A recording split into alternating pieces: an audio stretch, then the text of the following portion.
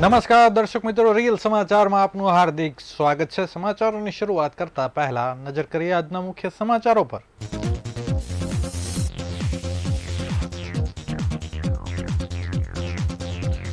સુરતમાં 17 વર્ષીય સગીરની હત્યા થતા મહિલાઓએ પોલીસ મથક ઘેર્યું।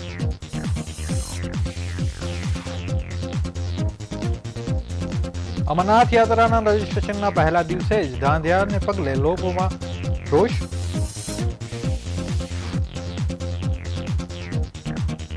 મુંબઈ અને વલસાડમાં દાળ અને લૂંટના ગુનાઓમાં સંડોવાયેલા રીઢા આરોપીઓ પકડાયા।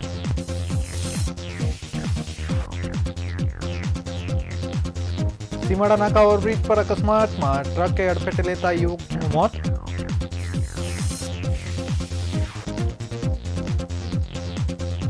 લંબે હનુમાન રોડ પર સમર્પણ એપાર્ટમેન્ટમાં ભીષણ આગ, દુકાન અને મકાન બંને આગની ઝપેટમાં આવ્યા।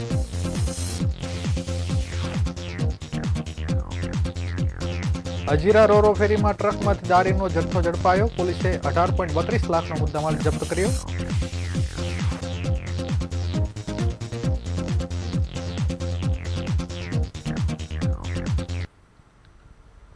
સમાચાર વિગતવાર જોઈએ। સુરત શહેરમાં છેલ્લા કેટલાય સમયથી ગુંડારાજ અને અસામાજિક તત્વો અને નશેડી રાજ વધી રહ્યું છે। ગૃહ રાજ્યમંત્રીના શહેરમાં જ કાયદો વ્યવસ્થાના લીરા ઉડી રહ્યા છે। નાગરિકોની ફરિયાદ છે કે સુરતના પોલીસ વ્યવસ્થા ખાડે ગઈ છે। સુરતના કાપોદ્રામાં નશો કરવા માટે રૂપિયા આપવાની ના પાડતા 17 વર્ષીય સગીરની ચપ્પુના ઘા મારી હત્યા કરી દેવામાં આવતા ભારે આક્રોશનો જોવા મળી રહ્યો છે। આ ઘટનામાં પડઘા એટલા ઉગ્ર પડ્યા છે કે યુવકની હત્યા બાદ મહિલાઓએ રણઝંડી બનીને પોલીસ સ્ટેશનનો ઘેરાવ કર્યો હતો। આ મહિલાઓએ કાપોદ્રા જ નહીં સમગ્ર સુરતમાં ખુલ્લેઆમ ચાલતા દારૂના અડ્ડા બંધ કરાવવાની તેમજ હત્યારાને ફાંસી આપવાની માંગ કરી હતી। 400 થી 500 મહિલાઓના ટોળાએ કાપોદ્રા પોલીસ સ્ટેશનને હલ્લાબોલ કરતા માહોલ તંગ બની ગયો હતો। આ મામલે ડીસીપી આલોક કુમારે જણાવ્યું હતું કે આ મામલે સ્પેશિયલ ઇન્વેસ્ટિગેશન ટીમ બનાવીને 15 દિવસમાં ચાર્જશીટ દાખલ કરાશે। પ્રાપ્ત માહિતી અનુસાર સુરતના કાપોદ્રા વિસ્તારમાં રહેતા અરવિંદભાઈ વાઘેલા મૂળ અમરેલીના માલશિકારના વતની છે। તેઓ પોતાના પરિવાર સાથે સુરતમાં રહે છે અને ફ્રૂટની લારી ચલાવે છે। તેઓનો એકનો એક પુત્ર પરેશ હીરાના કારખાનામાં કામ કરીને પરિવારને આર્થિક મદદ કરતો હતો। ત્યારે સોમવારે રાત્રે પરેશ કારખાનેથી ઘરે પરત ફરી રહ્યો હતો। તે દરમિયાન પ્રભુ શેટ્ટી નામનાએ નશો કરવા માટે પૈસા માંગ્યા હતા। પરેશ કહ્યું કે તે મારી પાસે માત્ર ભાડાના 10 રૂપિયા જ છે। આ વાત સાંભળતા જ પ્રભુએ તેની સાથે માથાકૂટ કરી પેટમાં ચપ્પુ ભોંકી દીધું હતું। આ હુમલા બાદ પરેશને ગંભીર ઇજાઓ પહોંચતા તાત્કાલિક તેને સારવાર અર્થે ખસેડાયો હતો, જ્યાં ટૂંકી સારવાર બાદ તેનું મોત નીપજ્યું હતું। એટલું જ નહીં, આરોપી પ્રભુએ પરેશને ચપ્પાના ઘા માર્યા બાદ આગળ જઈને રિક્ષા ચાલક સાથે માથાકૂટ કરી તેને પણ ચપ્પાના ઘા માર્યા હતા। હાલ આ રિક્ષા ચાલક હોસ્પિટલમાં સારવાર હેઠળ છે। આ ઘટના બાદ સ્થાનિક રહીશોમાં ભારે રોષ જોવા મળ્યો હતો। લોકોએ પોલીસ મથકનો ઘેરાવ પણ કર્યો હતો। 500 થી વધુ લોકોનું ટોળું પોલીસ સ્ટેશને પહોંચી ગયું હતું અને ન્યાયની માંગ કરી નારેબાજી કરી હતી। પરિસ્થિતિ વણસે તે પહેલા જ પોલીસ સ્ટેશનના દરવાજે લોક મારી દીધું હતું અને ડીસીપી સહિતના ઉચ્ચ અધિકારીઓ દોડી આવ્યા હતા। અધિકારીઓએ કડક કાર્યવાહીની સાંત્વના આપીને સમજાવટ બાદ મોડી રાત્રે સમગ્ર મામલે થાળો પડ્યો હતો। પોલીસે પરેશનો મૃતદેહ પોસ્ટમોર્ટમ માટે હોસ્પિટલ ખસેડ્યો હતો અને ગણતરીની મિનિટોમાં આરોપી પ્રભુ શેટ્ટીની ધરપકડ પણ કરવામાં આવી હતી। પોલીસ કડક કાર્યવાહી કરે છે કે કેમ તે જોવું રહ્યું। સરકારી ચોપડે ક્રાઇમ રેટ ઘટે છે, પરંતુ રાજ્યના અનેક શહેરોમાં નશાખોરો અને સામાજિક તત્વોની ગુંડાગીરી વધી રહી છે।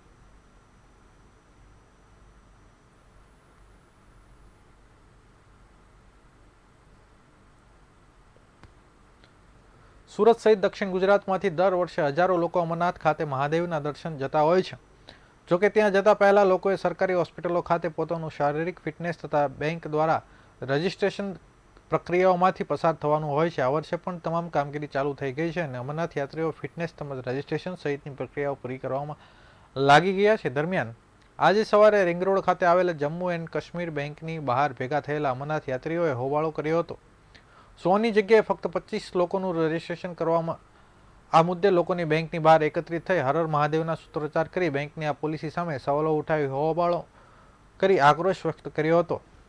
સૂત્રો પાસેથી માહિતી મળતી મુજબ રિંગ રોડ પર આવેલી કિન્નરી સિનેમાની સામે જે જમ્મુ એન્ડ કાશ્મીર બેંકની બહાર લોકોએ ભેગા થઈને હોબાળો કરી વિરોધ નોંધાવી રહ્યા હતા। આ અંગે શિવસાઈ ગ્રુપના જગદીશભાઈ મેરે જણાવ્યું હતું કે દર વખતે અમરનાથ મહાદેવ દર્શન કરવા જતા પહેલા જમ્મુ એન્ડ કાશ્મીર બેંક દ્વારા લોકોનું રજીસ્ટ્રેશન કરવામાં આવે છે।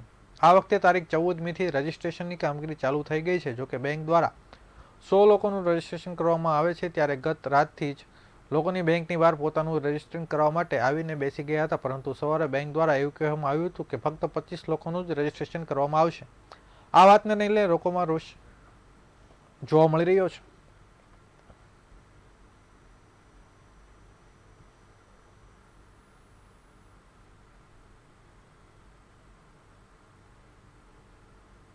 યાત્રાનું 14 તારીખથી રજીસ્ટ્રેશન ચાલુ થાય છે. ગત રોજ 10 વાગ્યાથી લોકો અહીંયા પોતાના રજીસ્ટ્રેશન માટે બેઠેલા છે. દર વખતે Jammu Kashmir bank, SBI, PNB અને યસ બેંક દ્વારા બેંક રજીસ્ટ્રેશન થતા હોય છે. દર વખતે 100ના રજીસ્ટ્રેશન થતા હોય છે. 100 પહેલગામ અને 100 બાલતાલના હોય છે, જેને એક લોટમાં 200 લોકો જઈ શકતા હોય એક તારીખમાં. આજે સવારે બેંક તરફથી એવું કહેવામાં આવ્યું કે અમે ખાલી 25 ટોકન જ ફાળવીશું. એટલે અમારે લોકોને આજે અમારી સંસ્થા શિવસેવક ગ્રુપને અહીંયા હાજર થવું પડ્યું કે 75 ટોકનનું તો તમે શું કરવાના છો? શું વેચાણ કરવાના છો, અથવા તમારા મળતિયાને આપવાના છો, અથવા તમે લાગવગથી કોઈને આપવાના છો? જે લોકો ગઈકાલ રાતના 10 વાગ્યાથી અહીંયા બેઠા છે એને પહેલા આપવું જોઈએ કે જે પાછળથી સેકન્ડ વિન્ડોથી આવીને લઈ જવાનો છે એને આપવું જોઈએ? માટે અમે આજે મીડિયા મિત્રોને પણ જાણ કરવા માંગીએ છીએ કે તમે અમારી આ લડતમાં જોડાવ અને આ લોકો જે ગત રોજ રાતના 10 વાગ્યાથી બેઠા છે એ લોકોને સંપૂર્ણપણે ન્યાય મળવો જોઈએ એવું અમુ અને અમારા શિવસેવક ભક્તોનું બધાની માંગણી છે. વર્ષ 2022માં મુંબઈમાં હથિયારો સાથે ધાડ તેમજ વલસાડ રેલવે આંગડિયાના લૂંટના ગુનાઓમાં સંડોવાયેલા રીઢા આરોપીઓને એક દેશી હાથ બનાવટી પિસ્તોલ, એક તમંચો તેમજ 2 જીવતા કાર્ટીજ સાથે સુરત ક્રાઇમ બ્રાન્ચની ટીમે ઝડપી પાડ્યા છે. પોલીસે કુલ 4 આરોપીઓને ઝડપી પાડી આ મામલે કાયદેસરની કાર્યવાહી હાથ ધરી છે. મળતી માહિતી મુજબ સુરત ક્રાઇમ બ્રાન્ચની ટીમે જહાંગીરપુરા નવા ગૌરવ રોડ પથ પર આવેલા ખુલ્લી જગ્યાઓથી આરોપી જીતેન્દ્ર ઉર્ફે જ્વાલા રાજ બહાદુર યાદવ, ગુલશન ઉર્ફે ટિંકુ કુમાર દેવેન્દ્ર પટેલ, નિલેશ ઉર્ફે અજીત દેવેન્દ્ર દુબે અને રત્નેશ ઉર્ફે ગગન અનિલ કુમાર સિંહને ઝડપી પાડ્યા હતા. પોલીસે આરોપીઓ પાસેથી દેશી હાથ બનાવટનો એક દેશી તમંચો, એક દેશી હાથ બનાવટની પિસ્તલ તથા 2 જીવંત કાર્ટીસ મળી આવતા તેમના વિરુદ્ધ ડીસીબી પોલીસ મથકમાં ગુનો નોંધી કાયદેસરની કાર્યવાહી હાથ ધરવામાં આવી છે.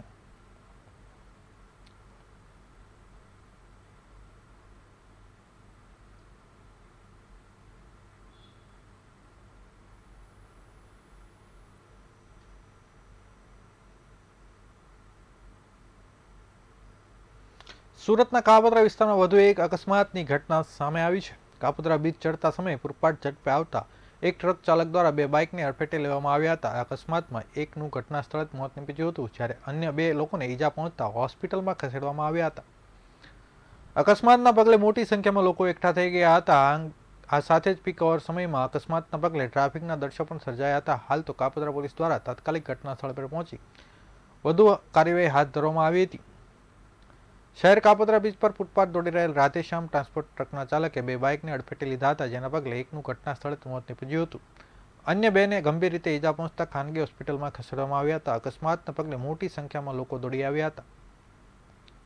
પુણાગામ વિસ્તારમાં આવેલી શંકર સોસાયટીમાં 40 વર્ષીય માલવિયા ભૂપતભાઈ લાલજીભાઈ બાઇક પર કાપોદ્રા વિસ્તારમાંથી પસાર થઈ રહ્યા હતા. દરમિયાન પૂરપાટ ઝડપે દોડી રહેલ આઈસર ટ્રક ચાલકે તેમની બાઇકને અડફેટે લીધી હતી અને ત્યારબાદ અન્ય એક બાઇકને પણ અડફેટે લીધી હતી, જેથી ભૂપતભાઈનું ઘટના સ્થળે મોત નીપજ્યું હતું, જ્યારે ભીમસિંહ પટેલ સહિત 2 લોકોને ગંભીર ઈજા પહોંચતા હોસ્પિટલમાં ખસેડવામાં આવ્યા હતા.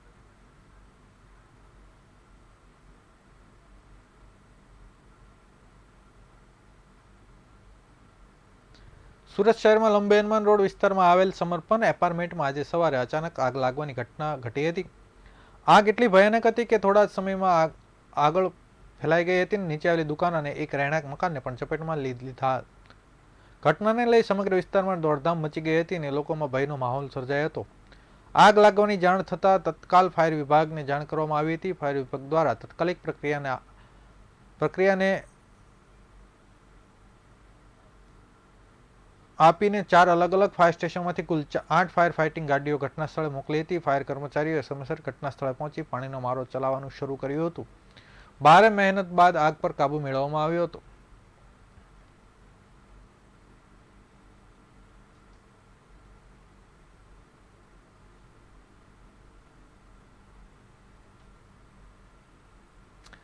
સુરત જિલ્લાના હજીરા રોરો ફેરી પરથી વિદેશી દારૂની હેરાફેરી ફરી એકવાર આ ઘટના બનવામાં આવી છે. હજીરા પોલીસના સર્વેલન્સ ટીમે ગુપ્ત બાતમીના આધારે કાર્યવાહી કરતા MS સ્ક્રેપ ભરેલી એક ટ્રકને અટકાવી તપાસ હાથ ધરી હતી. પોલીસે જ્યારે ટ્રકની ચકાસણી કરી ત્યારે સ્ક્રેપના ઢગલાની નીચે વિદેશી દારૂ કાંઠસન છુપાયેલા હાલતમાં મળી આવ્યા હતા. પોલીસ સૂત્રોના જણાવ્યા અનુસાર આ ટ્રક દ્વારા દારૂની હેરાફેરી અત્યંત ચતુરાઈથી કરવામાં આવી રહી હતી. ટ્રકમાં માલ તરીકે માઇલ્ડ સ્ટીલનો સ્ક્રેપ ભરવામાં આવ્યો હતો અને તેની નીચે વિદેશી દારૂ મોટા જથ્થામાં કાયદાની નજરથી બચાવીને રાખવામાં આવ્યો હતો.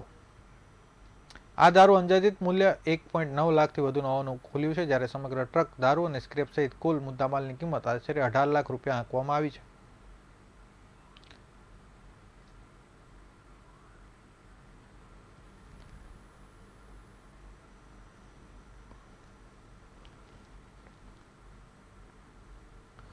સુરતના કાપોદ્રા વિસ્તારમાં રહેતા શાકભાજીના વેપારીની ઓલપાડ ખાતેથી પાણીની કેનાલમાંથી શંકાસ્પદ હાલતમાં લાશ મળી આવતા પરિવારે હત્યાની આશંકા વ્યક્ત કરી છે.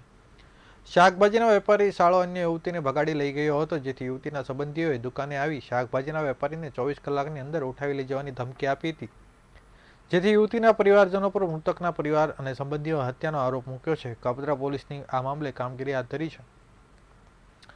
સુરત કાપોદ્રા પોલીસ સ્ટેશન હદ વિસ્તારમાં ખોડિયાર નગરમાં રહેતા પ્રમોદ ચૌધરીની ઓલપાડ ખાતેથી પાણીની કેનાલમાંથી શંકાસ્પદ હાલતમાં લાશ મળી આવી છે, જેની જાણ પરિવારજનોએ કાપોદ્રા પોલીસ દ્વારા કરવામાં આવી છે. જેની જાણકારી મળતા પરિવાર અને સમાજના લોકો કાપોદ્રા પોલીસ મથકે પહોંચ્યા હતા, જ્યાં મૃતકની પત્ની અને પરિવારના સભ્યોએ ભારે કલ્પાત કર્યો હતો. શાકભાજીના વ્યવસાય સાથે સંકળાયેલ વેપારીની શંકાસ્પદ હાલતમાં મળી આવેલી લાશને પગલે પરિવારે હત્યાની આશંકા વ્યક્ત કરી છે. મૃતકના પરિવાર અને સંબંધીઓના જણાવ્યા અનુસાર મૂળ બિહારના વતની પ્રમોદ ચૌધરી સુરતના કાપોદ્રા પોલીસ સ્ટેશન હદ વિસ્તારમાં આવેલી હીરાબાગ સ્થિત ખોડિયાર નગરમાં પોતાની પત્ની અને 2 સંતાનો સાથે રહે છે, જ્યારે અન્ય બાળક વતનમાં પરિવારના સભ્યો જોડે રહે છે. પ્રમોદ ચૌધરી કાપોદ્રા હીરાબાગ વિસ્તારમાં શાકભાજીની દુકાન ધરાવે છે. 7મી એપ્રિલના રોજ પ્રમોદ ચૌધરી પોતાની દુકાન હાજર હતા, જે દરમિયાન કેટલાક લોકો ત્યાં આવી ચડ્યા હતા અને 24 કલાકમાં પ્રમોદ ચૌધરીને ઉઠાવી લઈ જવાની ધમકી આપી હતી. પ્રમોદ ચૌધરીનો સાળો એક યુવતીને ભગાડી લઈ ગયો હતો, જે યુવતીના પરિવારજનો પ્રમોદ ચૌધરીની દુકાને આવ્યા હતા, જેમના દ્વારા ધાક ધમકી આપવામાં આવી હતી, પરંતુ 24 કલાક થાય તે પહેલા જ પ્રમોદ ચૌધરી એકાએક ગુમ થઈ ગયા હતા, જેથી પરિવારજનો દ્વારા તેની શોધખોળ કરવામાં આવી હતી. શોધખોળ કરવા છતાં કોઈ ભાળ ન મળતા કાપોદ્રા પોલીસને જાણકારી આપવામાં આવી હતી. પોલીસે મિસિંગ દાખલ કરી તપાસ હાથ ધરી હતી. જોકે 7મી એપ્રિલના રોજ ગુમ થયેલા પ્રમોદ ચૌધરીને શોધખોળ મળી ન હતી. શાકભાજીના વેપારીએ શોધખોળ દરમિયાન ઓલપાડ ખાતે કરેલી ગામના આવેલી નંદની ઇન્ડસ્ટ્રીઝની પાણીની કેનાલમાંથી પ્રમોદ ચૌધરીની લાશ મળી હોવાની જાણકારી કાપોદ્રા પોલીસ દ્વારા મળી હતી. આમ કાપોદ્રા પોલીસ દ્વારા યોગ્ય તપાસ થતા અંતે વેપારી મૃત હાલતમાં મળી આવ્યો હતો. સમગ્ર ઘટના પરિવારજનોને વેપારીની હત્યા કરવામાં આવીની આશંકા વ્યક્ત કરી છે.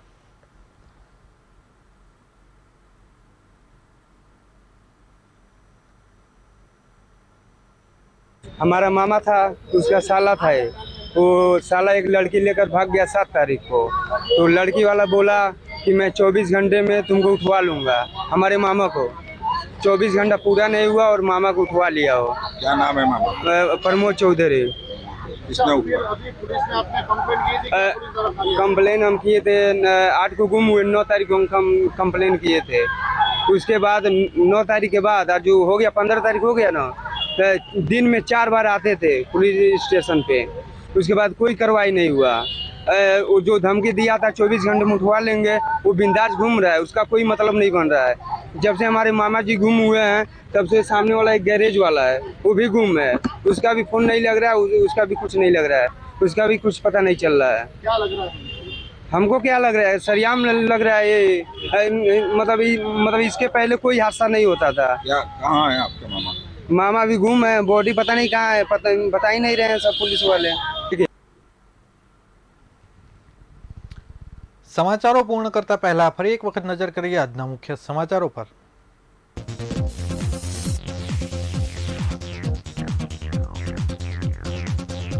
સુરતમાં 17 વર્ષીય સગીરની હત્યા થતા મહિલાઓએ પોલીસ મથક ઘેર્યું.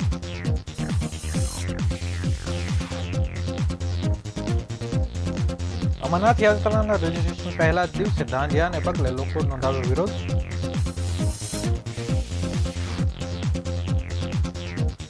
મુંબઈ અને વલસાડમાં ધાડ અને લૂંટના ગુનાઓમાં સંડોવાયેલા રીઢા આરોપીઓ પકડાયા.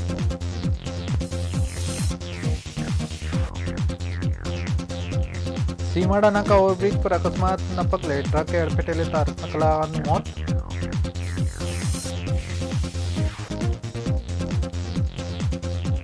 લંબેરમાં રોડ પર સમર્પણ એપાર્ટમેન્ટમાં ભીષણ આગ. દુકાન અને મકાન બંને આગની ઝપેટમાં આવ્યા.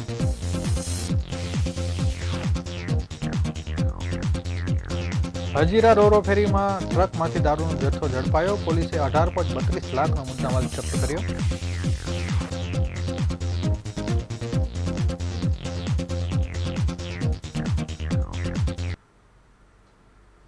આ હતા અત્યાર સુધીના રિયલ સમાચાર. નવા સમાચારો સાથે ફરીથી મળીશું. ત્યાં સુધી રજા આપશો. નમસ્કાર.